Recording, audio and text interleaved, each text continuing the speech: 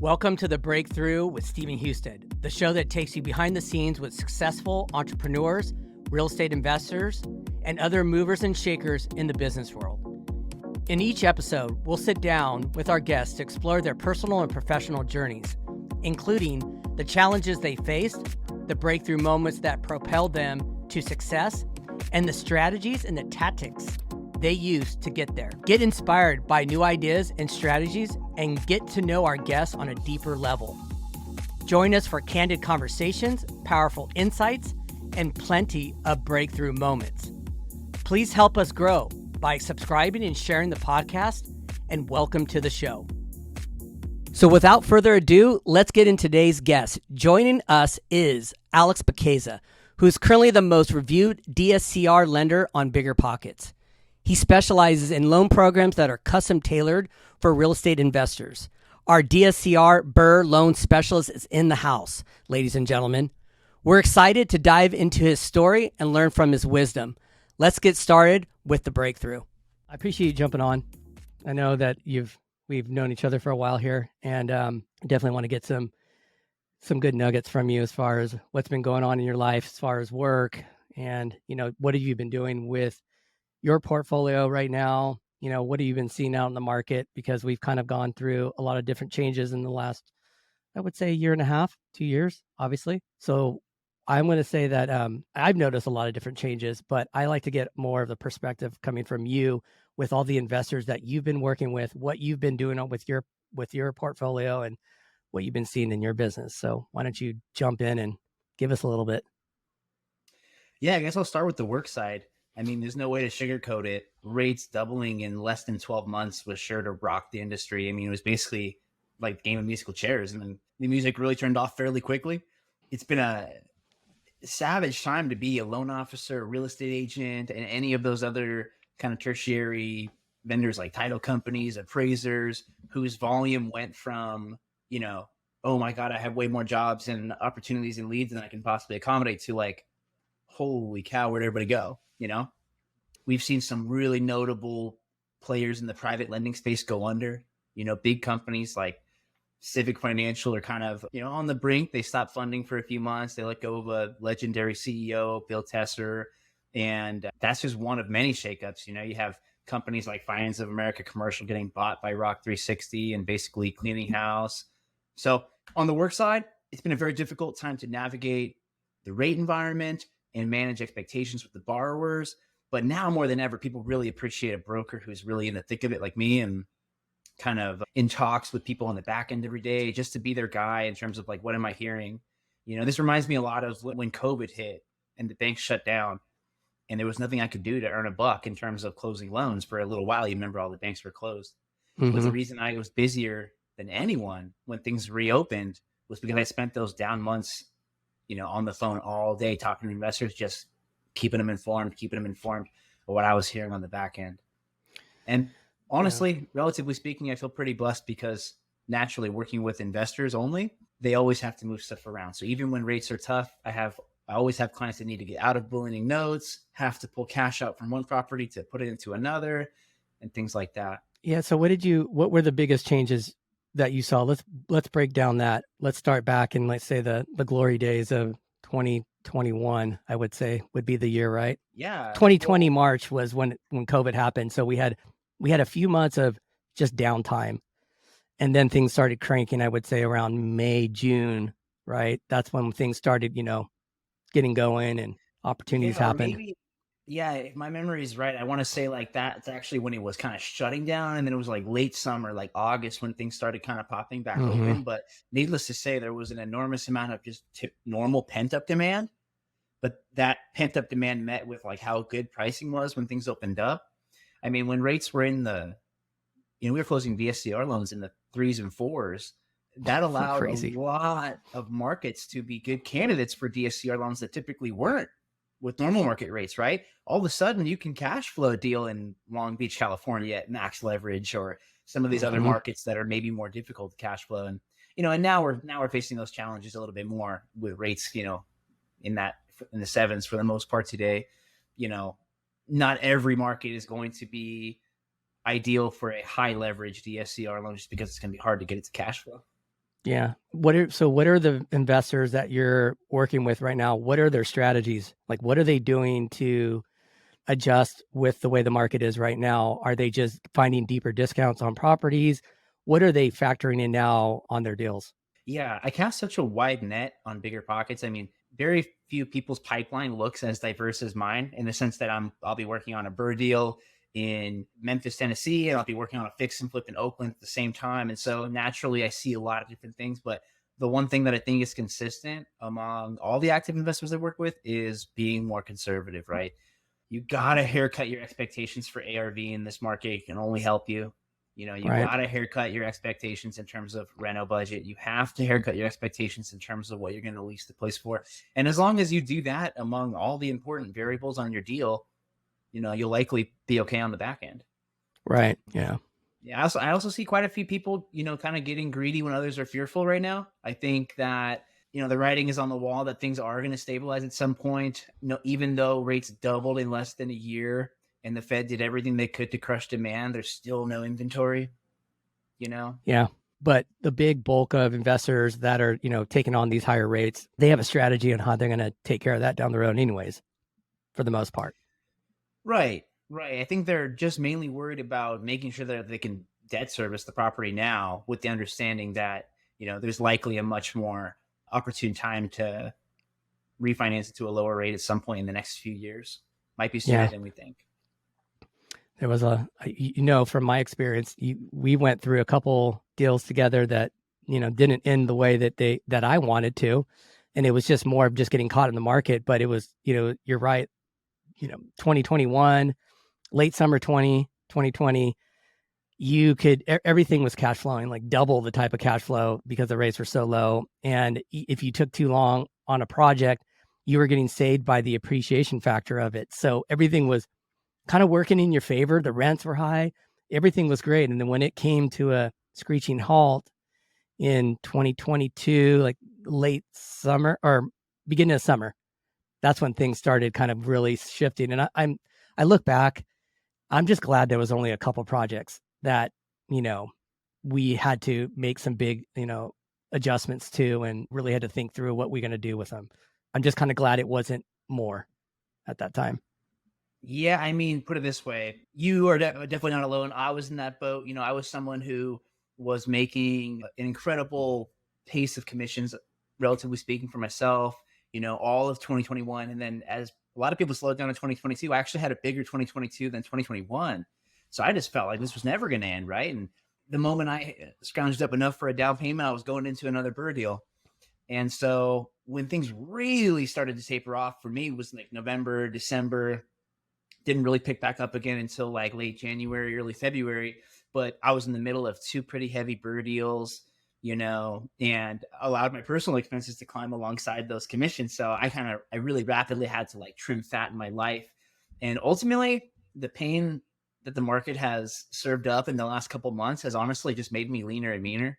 You know, Mm-hmm. it made me cut a lot of unnecessary spending out of my life Yeah. and gives a good perspective. That's just the key to it. You have to just reevaluate where you're at and just put a new strategy in place to, combat the new market that's going on, whether it's the rates or how you're purchasing or how you're looking at a deal. You could be a little bit more relaxed. But you know what's interesting? Now that, since we're both in the Missouri market and, I'm looking over and trying to get some multis out in that Tower Grove area, these properties are going quick. These investors are jumping right in and, definitely buying over list, and it's super competitive. And I'm still trying to understand, is this a bunch of FOMO going on? Are these new investors that are just getting into the game because they're hearing about different new strategies and they're willing to overpay? Because we've tried to underwrite a couple deals and it didn't make sense at all. And I just had to hold, back off. Like, I'm not going to do what I've already went through my little cycle of issues. I don't want to repeat that. But are you seeing that out there? And do you have a lot of investors that are investing out in Missouri? I do. Specifically, I have a lot of people like you and I who live in California or maybe on the East Coast who invest in Missouri. I have a lot of Bay Area and SoCal investors that invest in Kansas City and St. Louis. I know you're primarily in Kansas City so far. I'm in St. Louis. But yeah, I am seeing that. I mean, honestly, I had to perform a little bit of triage on my portfolio, right? When things started getting hairy, I didn't exactly know what was going on. And I had one duplex that I felt like I could sell at a price that met the 1% rule for an investor. And it would make me feel a lot more comfortable heading into this environment that I was really unsure about. And man, I got an all cash offer with no contingencies in a few business days. Closed easy peasy. And I was scared. I was like, oh, I don't want to list the property right now. It's a duplex, so it's only going to be investors. They're going to come try to chop me down. But Yeah. no, it was a pretty competitive environment. We thought about doing that too, but we haven't done that with any of our properties because we have prepays on these loans. So we're kind of like, okay, we're just going to have to, I think we have a few properties that are just break even. Maybe we're just with the tenant in place, we're servicing all the debt, anything we have for our property manager, any type of, fees, anything that is on that property, we're getting it covered, but there is no cash flow on it. But we're okay with that. We're kind of like, okay, we'll just sit still until down the road here and reevaluate, do a refinance, move out of it. Yeah. In terms of things I'm doing differently in my portfolio, I kind of only talked about the work side. On the portfolio side, the main thing that stands out to me is how we're securing tenants. I fell in love with South City, St. Louis for the cash flow. It just felt like every single deal I underwrote had a DSCR above anywhere I was seeing, above 2 in many cases. But I think this is a familiar story to a lot of much more seasoned investors who've been doing this much longer than me, is that it's pretty typical for those C-class 120-year-old buildings, right? I've done some pretty good brewer deals, but one thing that would have made them all better, and what we're dead set on doing from here on out, is only renting to people on housing assistance in a couple of those zip codes. Oh, okay. Yeah, I used to have a lot of apprehension to Section 8 for I think all the same reasons other people do in terms of stereotypes. But what I found is in general, those people really don't want to lose that housing voucher. It's extremely important to them. So they really don't cause trouble. The rent is often at least at market, sometimes I think slightly above. Right now, my Section 8 tenant is my highest paying tenant. Well, the most recent Section 8 tenant we got. And then the oversight. So Section 8 has, pretty strict standards for the condition of the units. And I found that this is a cool way for an investor so many hundreds of miles away to have a third party laying a few extra eyes on your property manager. Not that you don't trust your property manager, but this, literally forces them to show up at your property a couple extra times a year, which I like. Right. To make sure everything is in order, right? They want the property to be in it's got to have the right condition, all the components. Yeah. And so do you. So that's a great way to understand that too. Yeah. That's one thing I really love about it. And then ultimately, the only thing that really burned me was delinquency. So this annihilates that. That's true. Yeah. And they don't want to lose that voucher. That's a big key to the component. So what's the process tell me the process of getting a Section 8 tenant secured? Is it longer than, let's say, getting a normal tenant in place? You know what? I really wish I had more of an expert answer for you, but this is one of those fields where I actually really delegate the work. In my experience, it seemed to not take much longer than securing a normal tenant. It was fairly quick, the last 2 that we got. But ultimately, I have a real estate agent who secures all my tenants for me. So he's, keeps me informed, but maybe only as much as I'm inquiring about. And I haven't gone too much into the specifics of like how he gets a housing assistance tenant versus a regular market tenant or whatever. That's what he's getting paid for. Yeah. I would imagine that my goal is to get to a point where those local Section 8 offices know us, love working with us, and we have a constant flow of helping them and them helping us. That's what I want to get to. And I had kind of a lot of reflecting to do recently on, man, the cash flow on some of these rentals really becomes non-existent when you factor in all the delinquency, and which I'm trying to annihilate via Section 8, and then CapEx issues that come up with these old buildings. But I've realized that if there's any market where I'm going to be able to continue to develop strong private money relationships, it's going to be in the one that I've already built a track record. So moving forward, I'm really excited about expanding on securing private money. My most recent deal, I did fund with 100% private money. It was a client of mine who, I think I've done at least a dozen refis for him. The guy owns several dozen houses in California.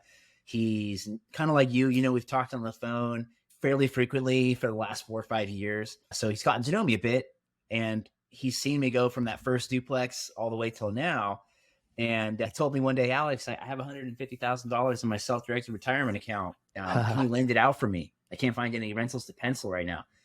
Well, I can't really lend it out for you just because that's like too small of an amount. It'd be so hard to like custom tailor it to the perfect borrower for you. And it's just not really worth all the effort, but I'll happily borrow that from you and pay you a really handsome interest rate. And I almost said it jokingly, but I wasn't, because I did have a deal I wanted to go after in between two duplexes that I already owned. And yeah, I'm just very, very thankful for that guy for having that faith in me and putting it together. And my hope is that in a few months we'll be really impressing him by paying him off early and showing him some amazing before and after photos, and then be having him roll it right into another deal. Right. Yeah. Securing that relationship and moving it forward is such a big key to investing. I think people that come that are new to investing, they just don't understand there's so many different strategies to get into buying investment properties.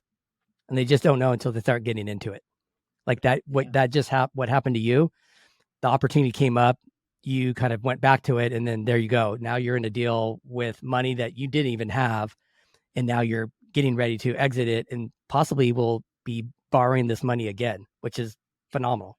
I'm hoping it's just a repeated thing that I'm helping him compound into a great long-term wealth building strategy for himself. Yeah. I think I'm getting him a higher return than he's going to get in most other places, and making it really easy mailbox money.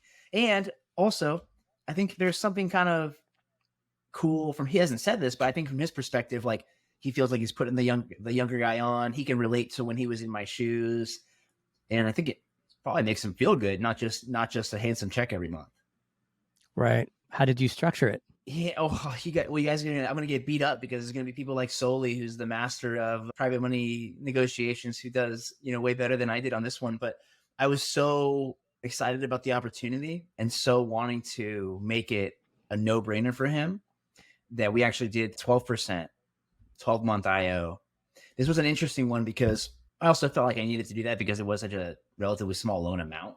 For $110,000, I wanted to make it, well worth his time. Mm-hmm. But this was an interesting one because and very unique, because it was actually a property that was being sold via Hubzu at auction, and you cannot finance deals at auction, right? You have to show the funds in your account that you're going to close on. Well, my private money lender was so flexible and willing to work with me that he actually closed on the property at auction, and then immediately quit claimed title to me with a seller finance private money loan. Here's the cool part. We bought the property for $85,000, but his loan amount was $110,000. So he literally wired me, the 20-something odd $1,000 difference at closing. Wow. Yeah. So I didn't have to deal with a draw system or anything like that. I just got to go to town. The tough part on this deal was that it was much, much harder to get the occupant out of the property than I anticipated. So I did have to pay that 12% interest for 4 months before we could even break ground, because she had really exhausted the legal system. How was that part? Like, did you have to get an attorney in the mix? Yeah, really, really tough, because like I said, I own the properties on both sides of this one, 2 duplexes on each side of this single family house. And when I was there a year or two ago, visiting the rehab on one of them, she was outside smoking cigarettes and drinking coffee. So I just tried to chop it up with her.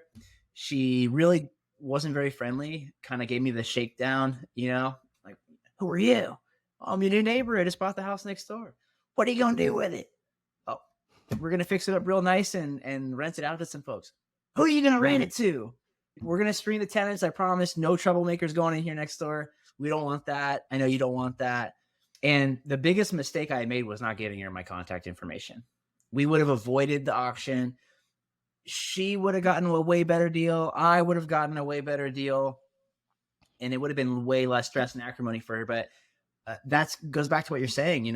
All these opportunities that you get when you just have conversations, you got to recognize them when they're there. And it would have been no sweat to give her my contact info, but I just didn't think to do it, and had to hop in the Uber and never saw her again until I saw this thing a year later on Hubzu. So the point is, she had lived there for 13 years, kind of a bit of a hoarder, and had fallen way behind, obviously, on the mortgage payment and utilities and everything. There was years worth of utility liens on this property. So we closed on it. We gave her the legal notice, on day one. Hey, this property was sold. You do have to be out by this day, but we would love to discuss another arrangement with you to be out sooner. Please give us a call. I mean, the idea was we were going to do cash for keys, have her out in 2 weeks. And honestly, it just would have made me feel better to know, like, hey, we're gonna hit this lady with a couple grand that she probably has never seen in her checking account before, and she'll feel great about this, and she'll be out of there quick. But unfortunately, wasn't willing to play ball. She would never communicate with us. We would go down and knock on the door, and she would pretend not to be home. So after multiple court dates and going through all that ringer, we finally did get a sheriff eviction. And of course, even though she had every notice possible in the world, she played dumb on that day, was not ready to move out. So we showed a little bit, even though technically at that point, we're 4 months in, 2 court dates, she lost by the judge's decision. We showed some good faith and said, all right, we're going to give you like 2 more days to get out of here. But in 2 more days, we're going to come and take the doors off the building, And so we did that. We brought in a 40-yard dumpster for her to use if she'd like. But we're going to start cleaning it out alongside you. And so it was thousands of pounds of belongings. I mean, I think she barely took more than the shirt on her back. It looked like someone went to the grocery store.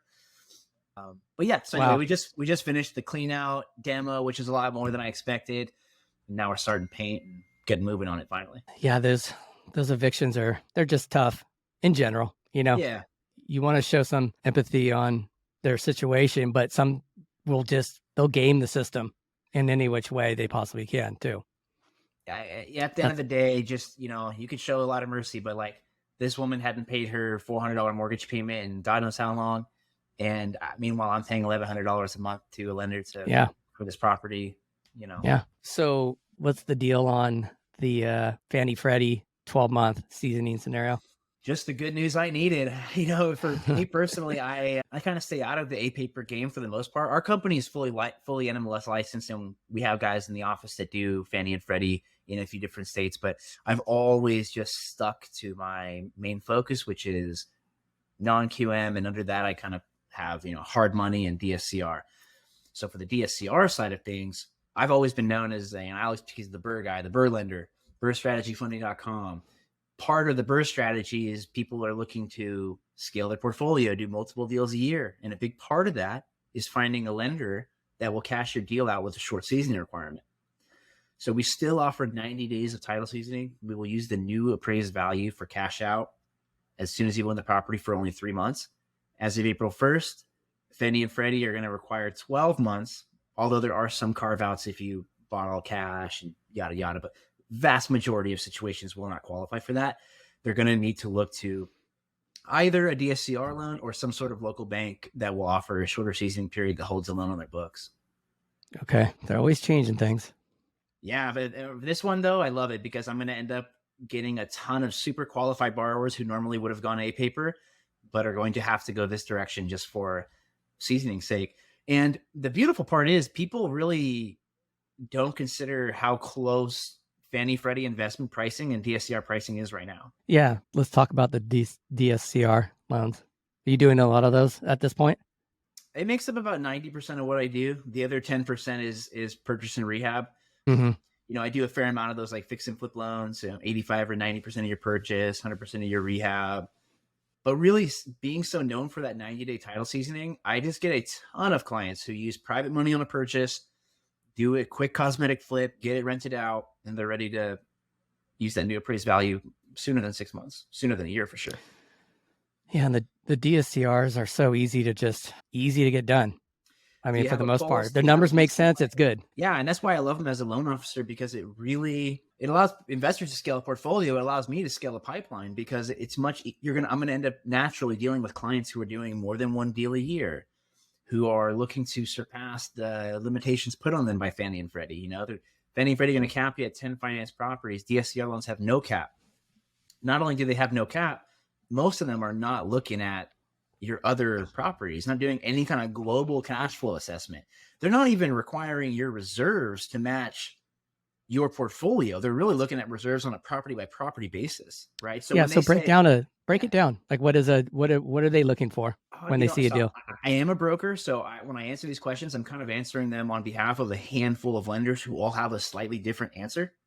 But I would say that a conservative way to answer that would be most lenders want to see one, positive cash flow.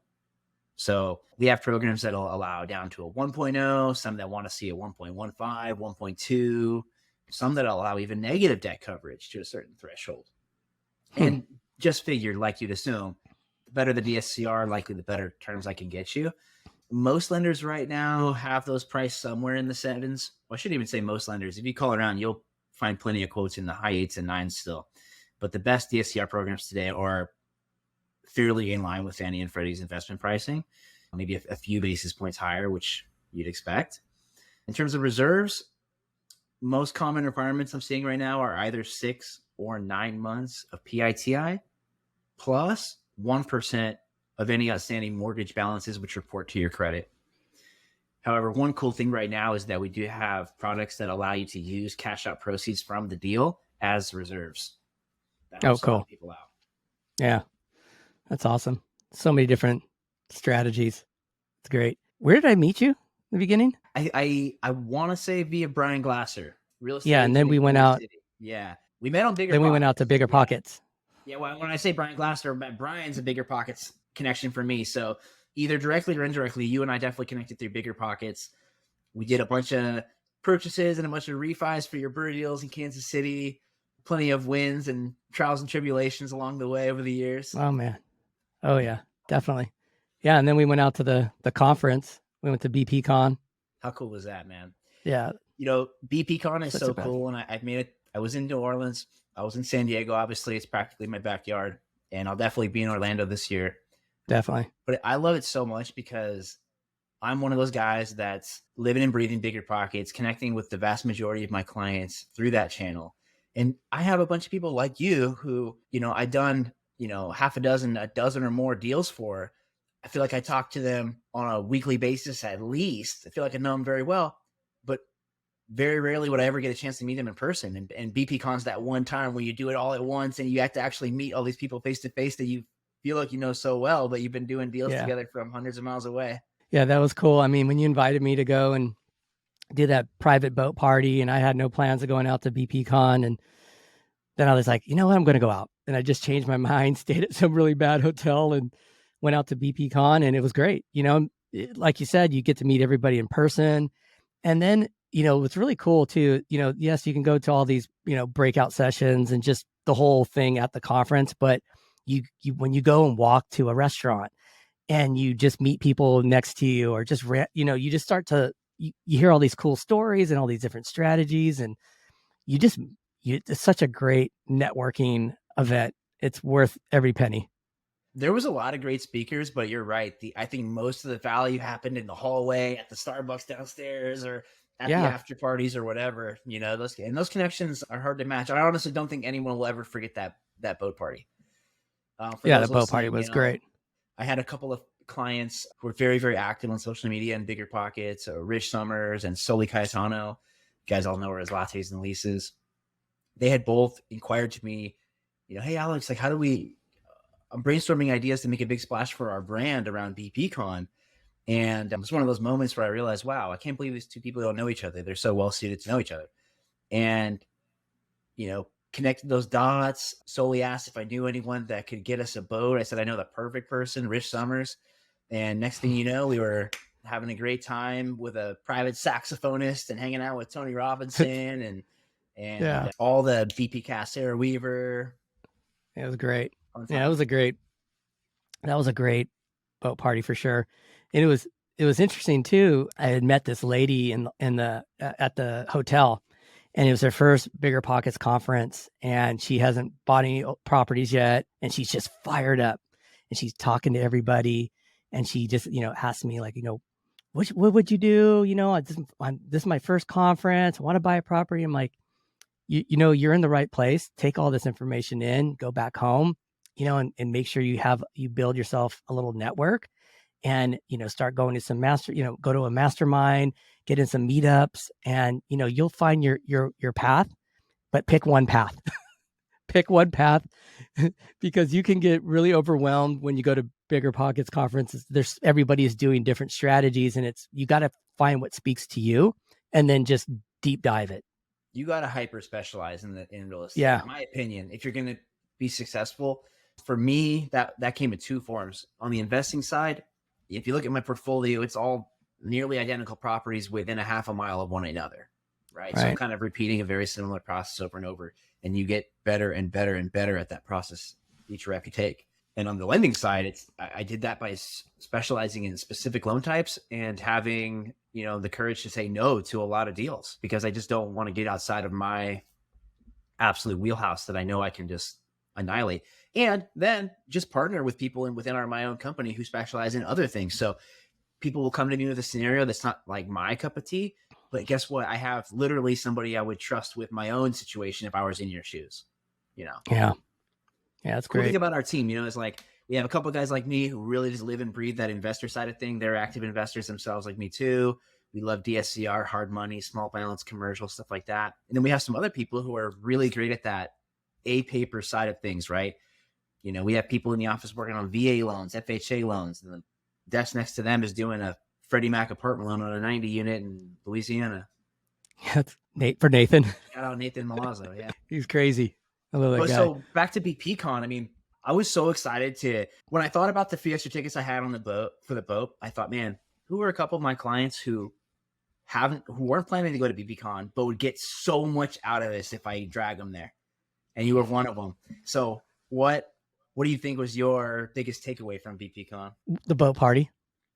The boat party connected me to all types of people. Robert, Jess, Sarah. Gosh, I met Tony and his wife. It was, that whole thing was great. Meeting all of them. I mean, I just had conversations with everybody. And I think that, and then just leaving and then connecting with them at the conference and then going to dinners. Like the dinners and lunches was where everything was just, you had, an hour sitting down by somebody who you don't know that lives somewhere else. And it was just a lot of back and forth and just, you get super inspired. And I think that's one big thing about BPCon is there's no fluff. And here's the difference.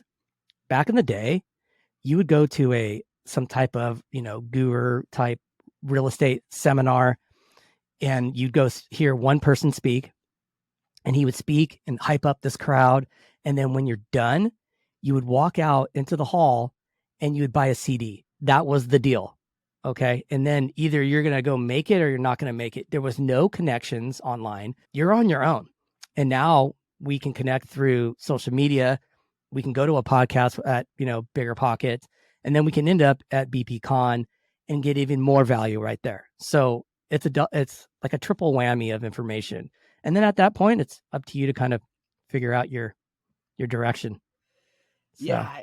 The buzz at that event is just unlike anything I've personally experienced. I think it's funny because a lot of us, maybe you feel like this sometimes too, we're so hyper fixated on real estate and financial freedom, scaling a portfolio, biggerpockets.com. And oftentimes in our immediate circle, maybe in our household or our family, we're not surrounded by people who have those same, addictions or interest. And so you can get bottled up with all this information. And then you go to BPCon and it's thousands of people who have the same exact, goals and desires and energy that you do. So it's really hard not to walk out kind of picking up on that. Yeah. Contagious energy. Totally. I don't know if you were with me. I don't know if you were, I can't recall who was with me, but we were eating lunch outside at the conference at the hotel. And this older lady sat next to me, and, we're just, you go to the tables and you're just meeting new people. So I was like, oh, where do you live? What do you do? And I just remember her talking, and she just had this massive portfolio, and just the way she was talking about it. Well, I do this and I do a little this, and I'm just like, oh my gosh, you just never know, what people are doing and how big they are and what they're doing. They're just so low key. I mean, this lady was just, I think you were there, honestly, from what I remember, but yeah, it's insane. I thought I was really taken aback by how humble a lot of the people I met were, who to me seemed a little bit larger than life, because you see them on Instagram or you see them on the Bigger Pockets podcast or whatever. But I would say pretty much unanimously, everyone was so open and friendly and there for the same reasons you were, It was different back in the day, Alex, honestly. I would say around, 2005, they didn't have it. There was no BPCon back in 2005. Like I said, you go to a conference and it would be one guy teaching how to, flip a house. But at the end, you're spending $10,000 for a CD program to learn how to do that. That was it. Bigger Pockets, I think, has changed a lot of people's lives. But I definitely feel like for myself, I can't say that I would have as much like financial security and upside for my children as I do now, thanks to Bigger Pockets. Right. And I don't expect these people to realize how much it meant to me, but I had spent a few years starting from absolutely nothing, not even knowing what LTV was or what DSCR meant or anything like that. It was only a few years later that, and a few hundred Bigger Pockets podcast episodes later, that I am in New Orleans having a beer with Scott Trench. And it was like, That's cool. a really surreal moment to take that whole journey. That's awesome. And that's why we keep going back. Yeah. Cool. Well, hey, I appreciate you jumping on today. This will just be one of many. Once the whole podcast is in the real form where it's going to be a little bit more structured, I'm definitely going to bring you back. I said the same thing to Nathan, all my guests, but I know one thing I'm going to be asking every guest at the end, and I want to do that with you today as well, is, the name of the podcast is the Breakthrough Podcast with Stephen Husted. And I want you to give me one of your breakthrough moments that you've gone through and over the years, something that really stands out. I mean, I think my breakthrough moment was my first real estate deal on the investing side. I had already done many, many loans as a new loan officer. And so the lead up to this is mainly through Bigger Pockets and by virtue of going to local meetups and stuff. I just happened to develop a large concentration of clients who invested in South City, St. Louis, Missouri. By coincidence, they were just some of my most active clients. So I found myself holding dozens of appraisals in basically 2 zip codes, and having met a lot of real estate agents, my clients, contractors, property managers through email chains, things like that. I said, wow, I had analysis paralysis for a while here on how I want to break into investing.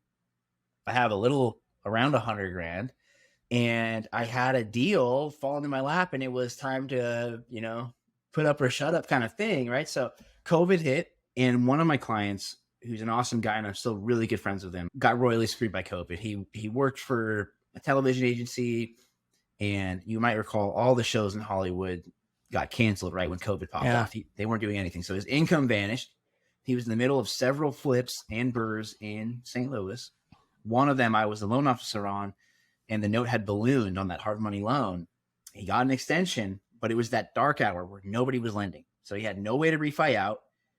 Buyers had no way to finance a purchase, and the time was up, right? But I knew that he had done a really good job on the property and had at least, right? And so I worked up the courage to say, hey man, do not take this the wrong way. My relationship with you actually is much more important than this deal, but I couldn't help but make sure I let you know that if you got into the 11th hour and you did not have a better option, that I would pay you all cash what you owe the lender, just so that you can walk away and avoid a foreclosure and continue scaling your portfolio without that on your record. He sat on it for a few days and then called me back and said, Alex, I have a really hard decision to make, but it's also pretty cool to see you walk with your first deal. So, then I was super excited, but super nervous at the same time. I mean, mind you, this is like in the height of COVID hysteria where like no one knew if the world was ending or what was going on. But long story short, I bought this property for $89,000 cash, already leased for, I believe at the time, $1,300. And I had to sit on it just for a couple months, I believe 90 days. And then around that time, the bank started opening up and still had the 90-day seasoning product. So I was able to refinance and get something like $86,000 loan. So I left almost nothing in that deal. Yeah, and it's awesome. Actually surprisingly appreciated a little bit too. So that was my big breakthrough. Moment. Yeah, because after that really kickstarted me going crazy over there, because I just found similar deals nearby that I could kind of copycat what the seller, my client, had done. That's great. Yeah. Well, it's one of many that are going to come down the road, just by the way that, who you're surrounding yourself with and what you've been doing. So it's awesome. Keep it up. Yeah, exactly. I mean, naturally I'm on the phone with possibly distressed homeowners all the time, right? A lot of times people reach out to me because they have a flip that's not selling, or all of a sudden the rental's not working out for them. They're looking at pulling cash out. You realize that it's not going to work. And, then I'm presented with an opportunity, but yeah. I mean, that's the only time that's ever really happened that I bought one from a client. Other than that, they've all been like MLS or auction. Yeah. Great. Well, awesome. Yeah. It's been good. Yeah. Appreciate your time.